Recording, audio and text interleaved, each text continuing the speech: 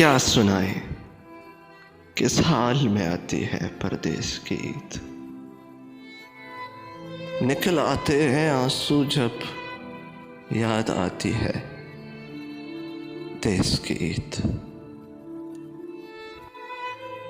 रहे वो खुशो खुर्रम घर में अपने,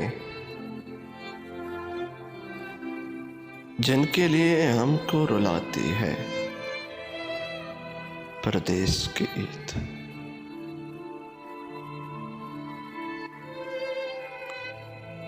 आते हैं याद जब वो फूल से चेहरे,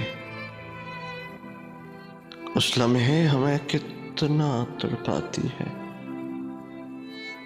परदेस की ईद।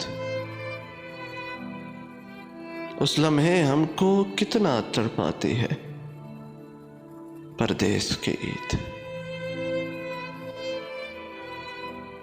किससे गले मिले, किससे कहें हम अपना,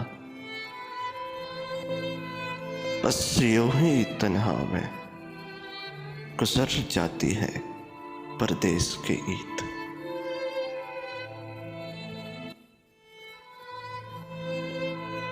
कहते हैं हर बार कि बस परदेस की है ये आखिरी ईद,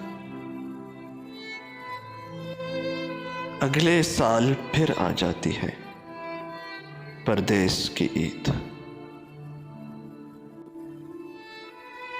मोहसिन अली टीवी की जानिब से आप सब मुसाफिरों को यो एक छोटी सी कोशिश कबूल कीजिएगा। मेरी तरफ से आप सब मुसाफिरों को सलाम।